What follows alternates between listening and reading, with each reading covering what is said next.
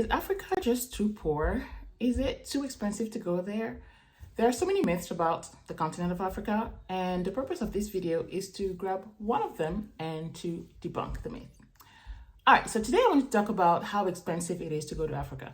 And that's a myth that we all have coming from the US, and it's half truth. Because yes, in a way, it is a little expensive to go to Africa, and I would say that's one of the main reasons why Americans don't travel to the Motherland is because of the cost of the ticket. So from here in Houston, I would say to go to Cameroon, for example, if you go in December, which is the high season, you can count on paying about $2,200, and I don't want to pay that, okay? On a low season, you can pay about $700, which is what my husband paid a few months ago when we went. I think it was back in last January. And so that's more, acceptable, right? But the thing is that depending on the season, just like anywhere in the world, the prices are going to be higher than a lower season, right? Just like going to Europe, it might cost you $1,000 or even $1,500 to go to France from Houston, Texas, and it might cost you about $600 on a low season, okay, which is a good price. Now, here's the thing. The assignment that you have, what you have to do is basically look at the price ticket at all times. We just came back from Côte d'Ivoire and we went in November, which is a low season.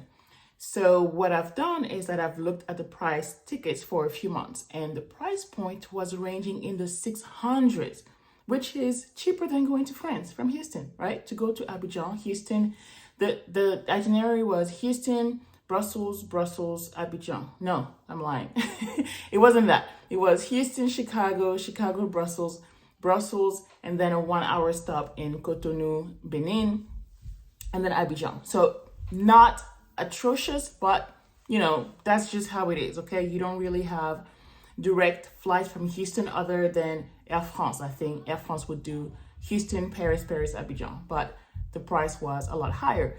With Brussels Airlines, which is a comparative airline, pretty good and everything, Houston, Chicago, Brussels, Abidjan, it wasn't bad, right? And the price point was amazing, $600, okay? So it can be expensive to go, but you have to look at the price point. You have to monitor websites like Skyscanner or even Google Flight to make sure that you go in a low season. So today, just before doing this video, I checked real quick the price point to go back to Abidjan if I wanted to go back.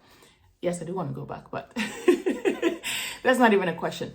But just looking at the price point, it was in the $1,000, $1,100, okay, which is not atrocious, but it's a lot more than the $600 that we just paid like a few months ago, okay? So do your homework, look at Skyscanner, look at even Momondo, which is a European-based search platform, and look at Google Flights at all times. Set up alerts so you can see when the price is going up, when the price is going down, and then you can decide on when to purchase. And that's just the case for Cameroon and Côte d'Ivoire. If you're going to Morocco, for example, it's a lot cheaper. If you go to South Africa, I think it's a lot cheaper. Egypt, Kenya as well. Basically, where you have a lot of different airlines going into, then there's a lot more competition, then you're more likely to have lower prices.